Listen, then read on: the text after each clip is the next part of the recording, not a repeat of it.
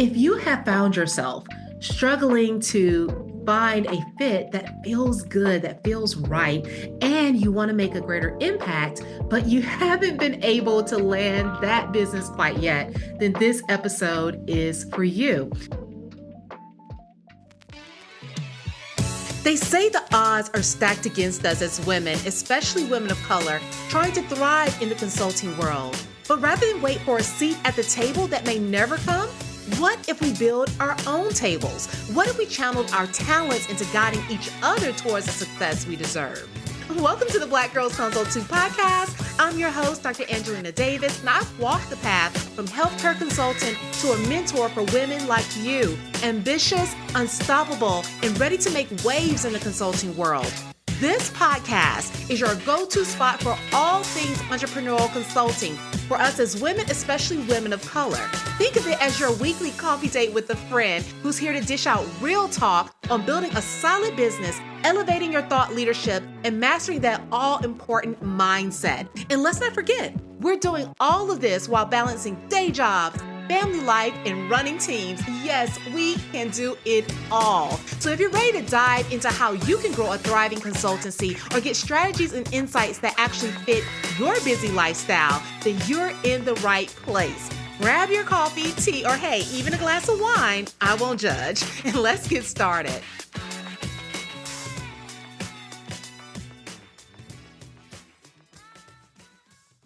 Hi, my name is Dr. Angelina Davis, and I'm the host of the Black Girls Consult 2 podcast. Welcome to this episode where we are going to be talking about how you can find your best fit in your industry using the expertise you already have. One of the biggest challenges that we often have starting out is that we look to find clients from referrals. Now, this is a great process to use. Of course, it gets you in the door when you are first trying to get your name out there, show that you can do the work and build your reputation, gain testimonials, and all of those things. But this can often lead us into what I like to call the consulting trap. The consulting trap is where you are gaining business, where you are building a consulting business that is generating revenue, some even very, very successful, but doesn't align with your goals, your dreams, or your aspirations. And one of the reasons why this occurs is because you start out in the common and traditional way of finding business, which is to land referrals. When we are looking for referrals starting out, the easiest place to look are friends, family, past businesses, other organizations, and other relationships that we have created within our industry. And we seek out individuals that we can help and problems that we can solve. Now, this is a great way to get your business off the ground, but where it goes wrong is when we don't ever stop, adjust, and make a pivot if necessary. What tends to occur is that you begin to have people referred to you from others, and you find yourself doing a lot of odd jobs. Many times these jobs and this work that you're getting is not in full alignment, one, with what you want to do, but then also it's not even in alignment with one another. You are doing a lot of different things and wearing a lot of different hats. And because of that, you can't seem to carve out a unique space for yourself in the market. But this brings in money and it pays the bills. And so what often happens is that we lean into that because, of course, we need our business to survive. As we lean further and further in, we become locked into the work that we're doing because now we have clients that we need to serve, we have money that we're generating, and it's hard to think about going backwards and not being able to do all of those things. So, this leads us to continue down this path to gain more and more clients that want different things, that are coming from sometimes different industries, different backgrounds, with different needs. And we begin to build something that resembles our 9 to 5 because we're not in love with the work that we do. We're not finding joy in it anymore. And when this occurs, we often build some level of resentment toward the clients that we are working with. And it's not their fault. They're there to have their needs met and to find solutions to their problems. And we've agreed to do so. But because it's not in alignment and because we don't find joy or fulfillment in doing it, then it makes it difficult to do the work. And if it makes it difficult to do the work, it's going to be harder for you to get things done. So, this is where procrastination creeps in, or where you begin to look for other ways to shift, adjust, or pivot. And what I want us to consider is that if we were able to create a business around our strengths and the things that we find passion and joy in doing, then it can completely change our perspective on what it means to build our business over the long term. So, if you enjoyed this episode and want help building your consulting business, just click the link in the description and download my free email course, Consulting Mastery Blueprint. It will give you all you need in order to get your business off the ground. And if you have already been in practice for a number of years, visit www.excellaconsulting.com for more information.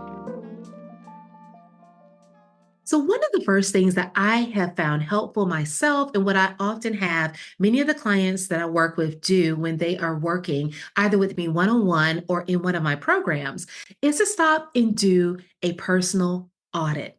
Yes, you need to start writing down all the things that you've done and what you've been able to accomplish. And one of the reasons why you need to do this is because you are likely taking a lot of things for granted.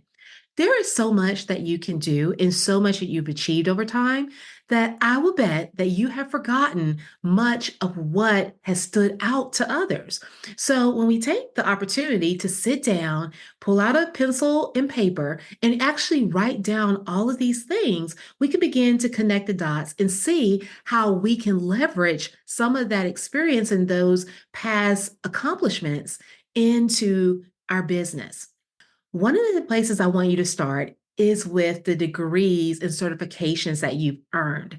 This is a lot of the knowledge that you have worked diligently for over the years. You have invested so much money in being able to achieve the education, the high level education that you have, as well as the certifications that represent real life experience. So don't discredit or discount that. Think about all of the classes that you've taken in the past. How do those impact your work now and what you find you are best at? Another place that I want you to look is with your talents and your skills. Now, this moves beyond just the classroom and allows you to think about those things that you truly do well, the things that you just inherently are good at. It could be your ability to connect with people. Maybe you have the gift of gab. Maybe you are an amazing writer. Whatever it may be, those skills cannot be discounted or discredited. And so you want to also include all of those things. Another place that you can look are in hobbies and other passion projects. This is an amazing place because it taps into the things that you enjoy doing in your off time. I always like to use the example of someone who is very good at public speaking. Maybe they become good at public speaking because they've taken a lot of improv classes in the past. Maybe they were a big theater kid and they became good at showing up on stage. If that's the case, then how can you utilize that to provide a service to others? Maybe you're able to help others with their speaking skills or improve their presentation skills so they're able to land the major contracts that they need to land or be able to pitch effortlessly when they are trying to get a particular project or initiative funded. That is a key place that you can show off that skill. So, although that is something that's seen as more of a hobby or just something you did in your pastime, it can be integral in the work that you are now doing. So, just to recap, once again, I want you to think about your degrees, your certifications, your skills and talents, and the things that you enjoy as hobbies and passion projects, and allow that to be a guide for some of the expertise that you can offer in your industry. Now, the next piece of this puzzle is for you to find an area of focus. This is actually where you want to work. Many people may consider this as your niche or your zone of expertise or your zone of genius. But this is a area of your industry or your market where you are able to best serve. served both not by the ability to carry out the task, but also with the passion and joy of doing the work. So, when you think about this, I want you to consider who is the person that you would love to work with. Who's that dream client that you think about when you think about your business? The next thing is to consider where you want to make an impact. What are some of the things that you see happening in your industry or in your day to day practice that you wish you could change? What are those things that you're always bringing up at a meeting that need to be adjusted, or ways that you have been asked to help and make a difference in the work that you are currently doing? Those are all indicators of a area of focus that you can have within your industry. And when you're deciding upon this niche, I want you to also consider whether or not they are in need of your help. So it has to be a two-way street. It's not solely about what you can offer and what you want to do, but then also, is this an area that people are searching for help in? Is it something that they desire to invest in? Is this an area of focus? And when you're able to match the two, being your area of passion and drive and their area of need, you're going to stumble upon a good fit for you in the market, at least starting out. Now, this will continue to improve over time as you land clients and you begin to make adjustments based upon what you're learning as you practice. But a good starting place is always going to be an area where you can actually utilize your strengths as well as find joy in doing the work and meet the need of others. Now, as we move into this last part of finding your fit and figuring out how you can monetize your expertise in your industry, you have to determine what is the right problem to solve. This is one of the hardest things for most people to do. And one of the reasons why this can be difficult is because flat out, you are great at a lot of different things. And when you are good at a lot of different things, it can be easy to have a laundry list of services that you can provide. But I'll tell you, that's going to be one of the hardest ways for you to stand out. Instead, you want to focus in on one area so that you can solve one problem for one person in one industry. And if you're able to do so, this is going to be your key to success. So, what type of problem should you look for? You want a problem that, number one, is big enough for the client to want to make the investment.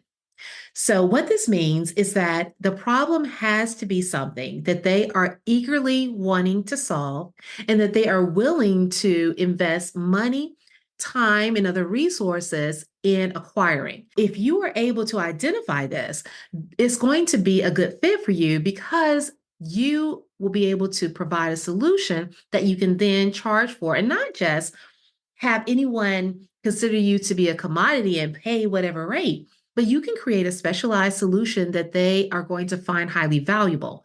The key to being able to charge more is to provide greater value. So, this is why I have clients focus in on how you can provide value from the client's perspective. Remember, value is not determined by us. We don't determine the value that we offer. It is the perception of value that the client is getting or receiving that actually dictates how much we are able to charge, at least honorably, for that particular service. So we want to remain client centered and client focused when we are thinking about what we want to do. Once we identify the problem that exists, then we want to begin to consider how all of the things that we previously wrote down in our personal audit, your degrees, your expertise, your experience, your passion, your talents, your gifts, how can you utilize all of those things to come up with a solution? Now, it doesn't mean that you have to use everything, but you want to pull from a number of the things that you have identified as strengths for you. So if you are good at speaking and if you are good at strategizing, if you have worked in the past in the healthcare space, how can you piece all of those things together to find the perfect niche for you where you are able to help those who need to utilize all of those key skills and talents that you've identified to their advantage? Remember, you are filling a gap for the clients that you serve. So the problem that you're solving is going to be a problem that can benefit from what you have and what you're able to bring to the table. Now, one thing I want to stress is that the service you choose to offer does not have to be what you may have done in your previous career. It can be vastly different. I want to use myself as an example. When I first started, the no-brainer idea I had was to go into some aspect of healthcare consulting because that's what I had been doing for a decade. However, that's not actually where I found the greatest fulfillment in terms of my entrepreneurial efforts. I wanted to do something different. I wanted to have an impact outside of what I had done in my 9 to 5. And one of the reasons why I became so passionate about the work that I do is because I spent so many years walking into boardrooms and other meetings and being faced with others that don't look like me. They were not oftentimes women, and certainly very few, if any, were women of color. So I became very passionate about helping others achieve the goal of building successful consulting businesses as a woman, especially a woman of color. Because I had that passion and because I had the skill set, then I knew that I had the strength and the capabilities and the expertise to lean more fully into this area of work as a coach. Now, you can actually do the same thing. It doesn't mean that you cannot help those who you truly want to serve. If there's a level of passion or purpose that goes hand in hand with the work that you desire to do, then build that into the services that you offer. All of these things can be a part of the business that you are creating. You have total control as to what your business will look like. This is no longer a situation where you have to follow everything that someone else has outlined. You don't have to stick to doing it a certain way. You don't have to lock yourself into a box. You can be as creative and as innovative as you would like. The key, though, is to make sure that as you are building your business and as you're focusing on what you can offer, stay within your strengths. When you do this, when you lean into what you do best, it will make everything much easier because then instead of you also trying to fill gaps for yourself in knowledge, you're able to simply focus on serving. And the more we can lean into this feeling of service and being able to provide additional help and insights and support to others, it is going to help our business shine because the customer or client experience improves. And as that improves, so will our revenue and our ability to become more profitable. So, just to recap, if you are trying to figure out how can you best monetize your expertise or how can you find a better fit for your knowledge in consulting, I want you to start off by auditing everything that you know, the degrees and certifications you have obtained, the gifts and talents that you have to see what you are able to bring to the table. The next thing I want you to do is to focus in on an area of your industry or market where you can make an impact and also find fulfillment in your work. And then, last but not least, I want you to think about the problem that you're going to solve, making sure that the problem that you're solving is one that, number one, is needed and in demand, and also will be seen as valuable by the clients that you want to serve. If you do this, you will stumble upon a very great fit in the market. And eventually, over time, as you adapt and modify and improve the services that you provide, the perfect fit for you to achieve the success that you desire. Thank you for tuning in to the Black Girls Consult 2 podcast. If you enjoyed today's episode, be sure to leave your review on Apple Podcasts, subscribe, and share it with a friend. We're on a mission to increase the success and longevity of women in consulting, and you can help us do just that. Also, I'd love to hear from you. So let's connect at Dr. Angelina Davis on Instagram or LinkedIn. And don't forget to visit excelatconsulting.com for more information to support your consulting journey. Until next time, keep breaking glass ceiling. All right, take care.